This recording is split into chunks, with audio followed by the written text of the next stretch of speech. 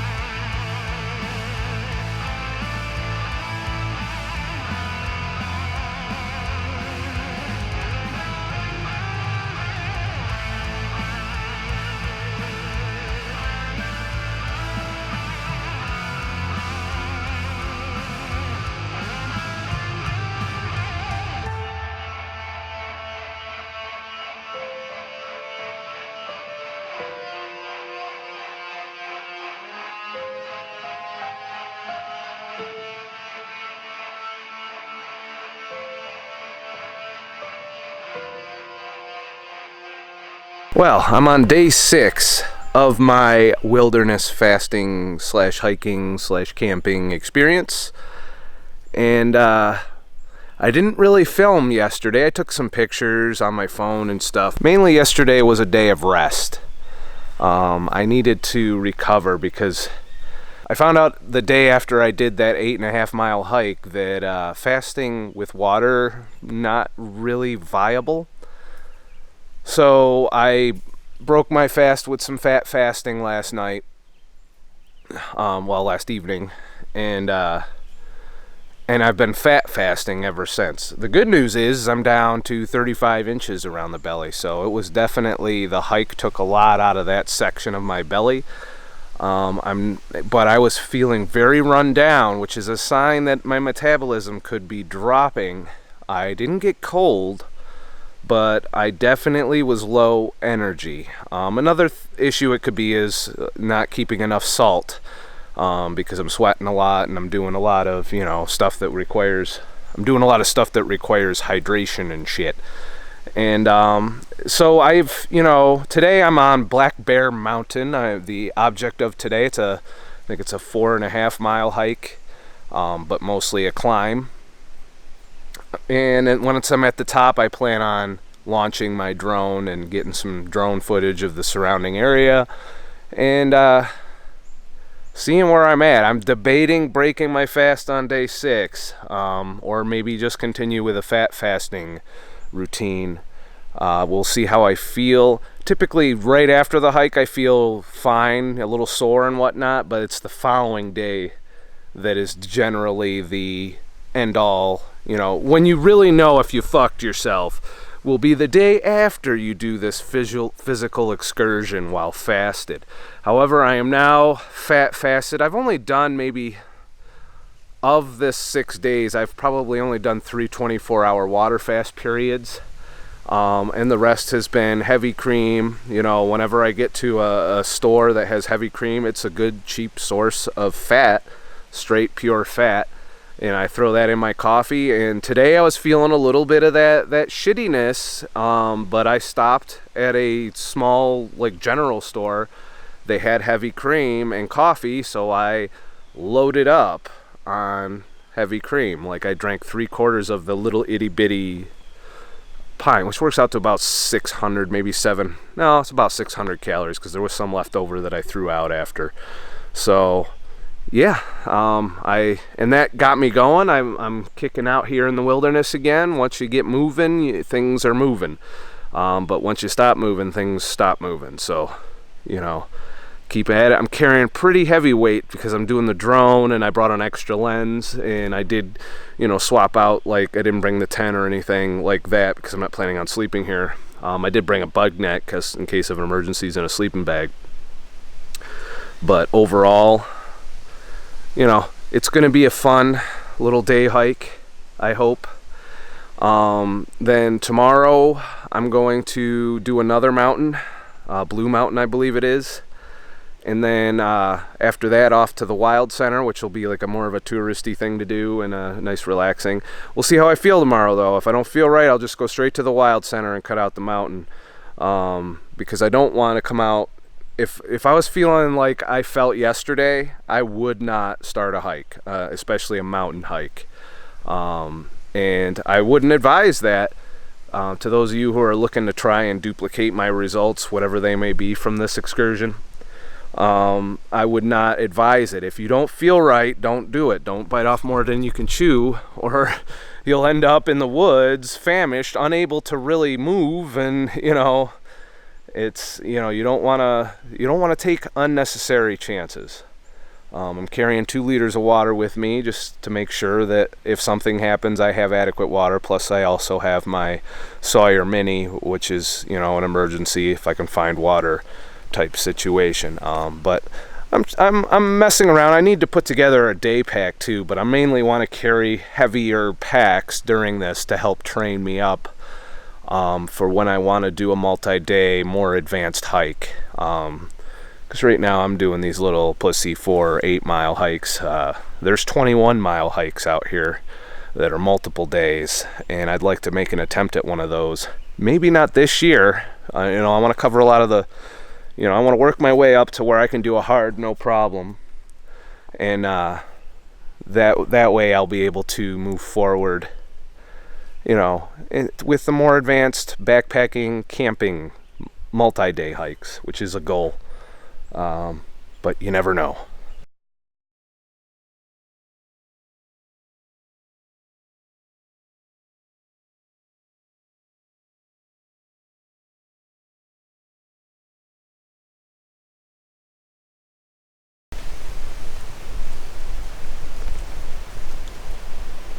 So this is the trail I'm hiking.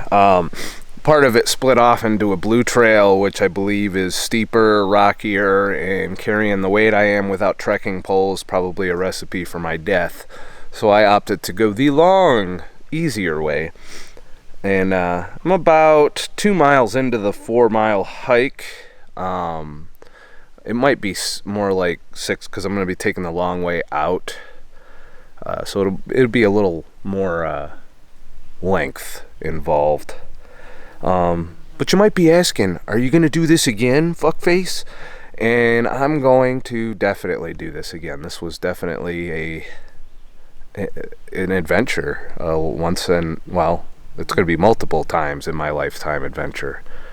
I can't imagine stopping doing this ever, barring injury or some other unforeseen horseshit. It's just, there's something about being out here. I don't know what it is. I can't put my finger on it. But it's definitely one of the better things that I do with my time. Except for the fucking bugs. The bugs can suck my dick. Fucking quit buzzing me, you little prick. Yeah, that hoodie that I brought, that I bring on every hike now, it's like my lucky hoodie. Invaluable for fighting these little buzzing, circle your head flies.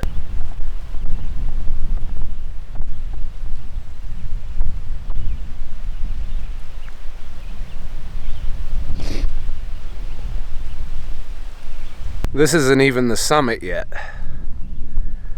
Possible drone launch point since I'm coming back this way.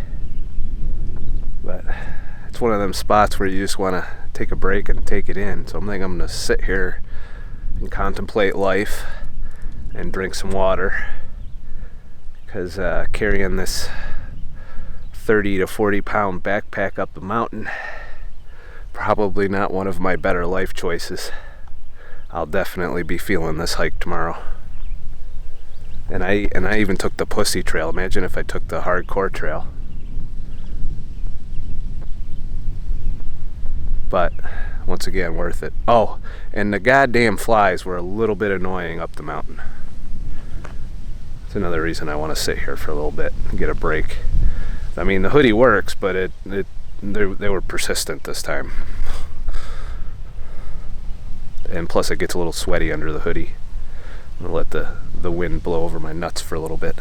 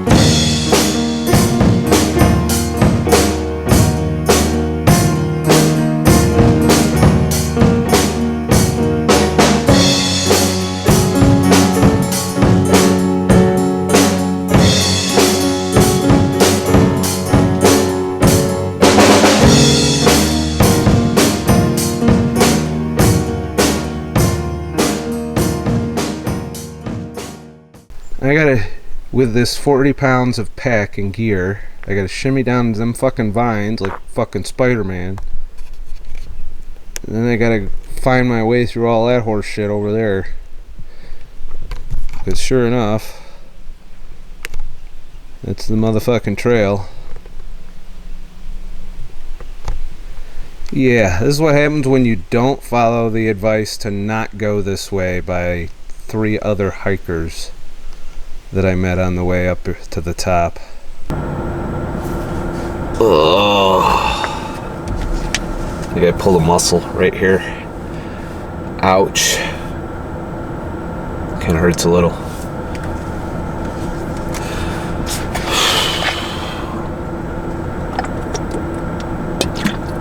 Well, since I know how this plays out when you do something like that fasted, it was a 5.5 mile hike, I believe it was. And my total for the day for my steps is 6.7 miles, I think it was. And I know, based on previous experience, that tomorrow I may feel like shit if I continue the fast. How do I feel now? I'm hungry. I definitely am thinking about food. And, you know, I'm at 35 inches. I've got the afterburn to look forward to from this. I think it is time. You know, tomorrow, there's no way I can do another peak tomorrow. It's just not going to happen. I feel pretty wrecked right now. I need to rest tomorrow. It's like going to the gym. You can't, you know, lift hard every fucking day. You get overtrained and shit. You injure yourself. So I don't want to push it. Today was worth it. I got some good drone footage. But there's something I wanted to that came to my attention when I was up there at the peak. I sat there at the summit. I made up myself a nice little spot under a tree in the shade to start getting my drone ready so that I could fly. The view from the summit was spectacular. I loved it. It was worth every step I took, as painful as some of those steps were. And there's just something to be said about the exhilarating accomplishment of taking on a mountain and winning, you know, making it back to your car alive, you know, barely. And it seems like at the end of these hikes, I'm always like dragging my fucking ass over the trail, you know, and I get a little irritable with the bugs later on in the day, you know. It's just when I've seen the top of the mountain, or the best that a hike has to offer, I generally am in a hurry to get the fuck out of there and relax. And that was the case on this hike as well. But, you know, touching again on the subject of, you know, I can't do things like that alone, I'm afraid. While I was up there, a young, I would say girl, you know, she's 18, 19-ish, was hiking this same hike by herself, minimally geared too. So, now granted, she took the short way up and the short way down, but that was the advanced trail. It was harder, it was a climb, there was spots where you're holding on to vines and shit, or sliding up and down rocks, or there's some climb action going on. But still, the fact that she's out there just illustrates that this is not a place where there's a bunch of assholes. Turns out assholes probably don't like hiking. Now, granted, there are obnoxious hikers, you know, the young college-age kids that are just, you know, looking to party and maybe jump up and down in front of their iPhone on the fucking the peak. But that's probably the worst case scenario that you're gonna run into hiking, you know. And imagine this young girl coming up to the peak, and I'm sitting there camped out like a fucking hobo with my beard and my fucking walking stick like Gandalf the fucking Grey on the top of the mountain. You shall not fucking pass and shit. That had to be what was going through her head. But she went off and did her, like, you know, iPhone selfie thing, and then came back and sat like about 20 feet from where I was parked. You know, it was a lot of room. She could have like went and had her own spot or whatever. So I got my drone ready and I went over to her and I said, "Is it going to bother you if I fly my drone?" Because I didn't want to be that asshole that harshes everyone's mellow by the little buzzy fucking drone going bzz, bzz, bzz. So she said, "You know, no problem." And then she asked if I had any scissors, like something she could cut a shirt with. And of course I have a pocket knife, which I realized completely what it looks like that I'm, you know, look the way I do. And I'm saying, "Well, I got a knife and shit." So I handed her the knife, you know, because if anyone's going to get stabbed here, it'll be me, you know. So I gave her the knife to do whatever, and I said, "Well, I'm going to go fly my drone, you know, just give it back when you're done." And she was over tinkering, trying to cut whatever she was trying to cut with scissors with a knife. And then I flew my drone, and, you know, you can see her in the drone shots. So that was, you know, and there was times where I just stood and stared out into the whole vista. I took some pictures, which are right here.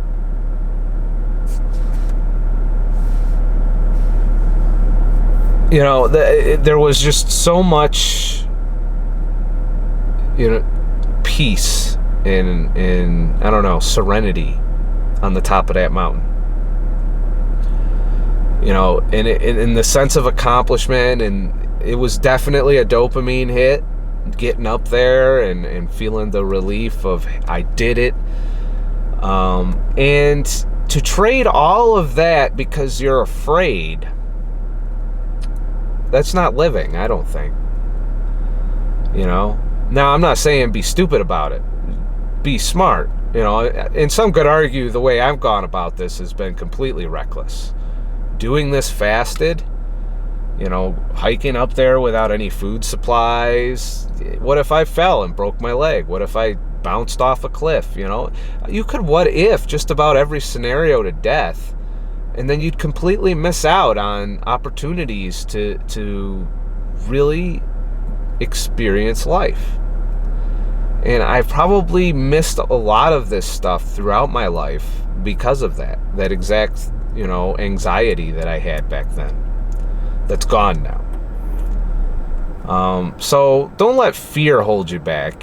But don't be reckless. Take precautions. I did research on this. I downloaded offline maps. The GPS on my phone works no matter whether I have a cell signal or not. So using that, I navigate. I set a record, so at the very least, even if I get lost off of the map, I can follow my own path back to my car. So do it smart. Bring plenty of water. Bring something to drink water in the wild, just in case you run out of water and you can't find your way back, or something happens and you can't make it back. You want to be able to drink water. And there's not a lot of water that I saw that I would like to drink, but if it came down to dying of thirst, I'd probably dip the little filter in that shitty ass water. But that being said, you know, do your homework too. I didn't just do this out of the blue either. I watched a ton of videos on how to survive, on how to camp. I'm a big fan of Naked and Afraid too, so there's that. That doesn't really qualify as research. But there's a lot of YouTubers out there that do bushcraft and talk about how to do things in the wild. I have a very shitty backpacking setup. It's big. It's bulky. It's from Walmart, most of it, because I can't afford to buy the really lightweight compact shit yet. As I do this more and I can justify upgrading to those things, I will, and of course, budget allowing. But for now, Walmart got my ass out into the wilderness, so I just, I got my bases covered. I got shelter. I've got a sleeping pad. That wasn't from Walmart. That was from Dick's Sporting Goods. I got my fucking everything I need. I got a cooking pot, which I hate hauling around, so I ended up not bringing it on this trip. I was like, well, I'll just fast my way through it if I die. Or, if I break a leg in the woods or something. And, I got shelter, I've got fire covered, I've got water covered, I've got, warmth covered. I bring a hoodie out there with me that covers the bugs, too. I brought bug spray. And two of these are excellent water bottles to buy and refill. They go perfectly in the backpack. 2 liters of water. 2 liters of water will get me through an 8-mile day. I'm still got a little bit left. I am thirsty and shit.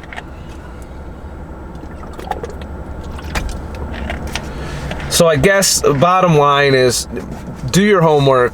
Learn this shit. Don't just walk around in the woods in your shorts and nothing else and expect that you're not taking any chances. But don't let fear of doing things by yourself. The media has painted the world to be a very scary place, and I'm finding the more that I explore it out here by myself, not to mention my years of experience on the road, that while there are, bad things can happen, but they're still highly unlikely to happen. It depends, if on being vigilant and being smart, using common sense. Don't put yourself in situations where somebody can take advantage.